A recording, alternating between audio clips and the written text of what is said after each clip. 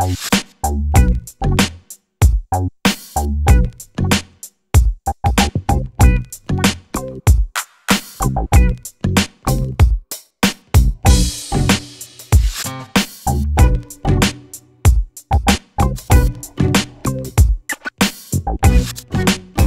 lion devint roi. Le lion n'était pas le roi des animaux, du moins il ne l'était pas au départ. C'était plutôt Dankele, un grand buffle noir de la savane, qui régnait sur le peuple des bêtes. Le roi Dankele était un grand tyran, un roi qui gouvernait sans foi ni loi. Que tu aies raison, tu avais peur. Que tu n'aies pas raison, tu avais raison d'avoir peur devant lui.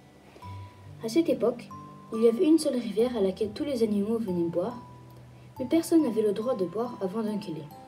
Et Dankele ne se contentait pas seulement de se désaltérer, il se baignait dans la rivière, s'y roulait et y faisait tous ses besoins. C'est après que les autres pouvaient boire à leur tour l'eau déjà souillée. C'était injuste, mais c'était comme ça, il fallait le supporter. Mais la lionne mère, ce jour-là, ne put attendre l'arrivée du roi. Ce lionceau qui venait d'arriver au monde allait mourir de soif. Elle lui donna un peu d'eau,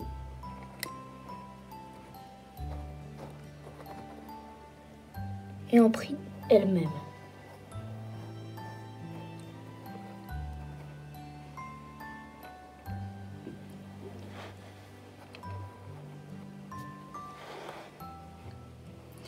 Arriva le roi Dankele. Il était accompagné de tous ses membres de sa cour, des griots et des griottes qui chantaient ses louanges. Ô grand buffle, tu es plus grand que Sunjata le Grand, plus grand que Damonzo le Grand, plus grand qu'Alexandre le Grand. Mais le roi Dankele, quand il fut au bord de la rivière, vit qu'on avait osé boire avant lui. Il se tourna vers son peuple et le menaça de son regard, hurla sa colère. Et sa colère fit trembler tout le monde. Qui est-ce? Mais qui est-ce qui a donc osé boire avant moi le roi? Si vous ne me désignez pas le coupable, vous l'êtes tous. Les animaux terrifiés se regardèrent dans les yeux. Tout le monde avait vu la lionne donner à boire à son petit, et qui pouvait prendre la responsabilité de la dénoncer à cette brute de roi? La hyène le fit. Moi, je sais. Je ne vais pas payer pour une faute que je n'ai pas commise. C'est la lionne qui a bu et qui a donné de l'eau à son petit. Dankele, d'un bond, écrasa la lionne avec ses grosses pattes.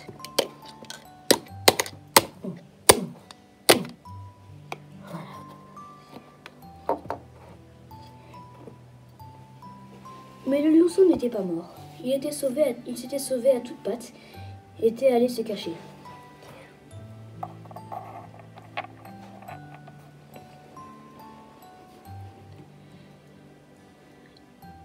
Et il l'attendit jusqu'à ce qu'il soit devenu grand. Quand il fut un grand lion,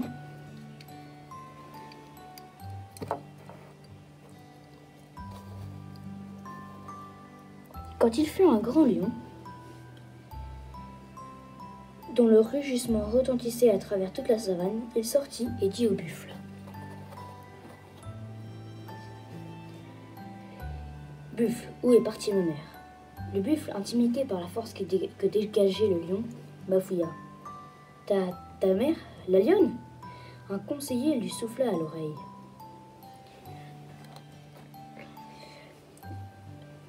Il s'agit de la lionne que tu as tuée il y a cela quelques années parce qu'elle avait osé boire avant toi. Ah oui, c'est vrai, dit le buffle en se tournant vers le lion. C'est la loi, ce n'est pas moi. La loi, c'est la loi. Ta maman a osé boire avant moi. Alors la loi lui a été appliquée. La loi, c'est la loi. La loi, ce n'est pas moi. La loi qui ne s'applique qu'aux faibles. Qu'aux faibles est une loi injuste. Et le lion se jeta sur le buffle, le terrassa et libéra le peuple des animaux. C'est depuis ce jour-ci qu'il est devenu le roi des animaux. C'est ainsi depuis ce jour qu'il s'efforce d'être juste et droit, car malgré sa force, il ne s'attaque jamais aux plus petits. Conte du Mali.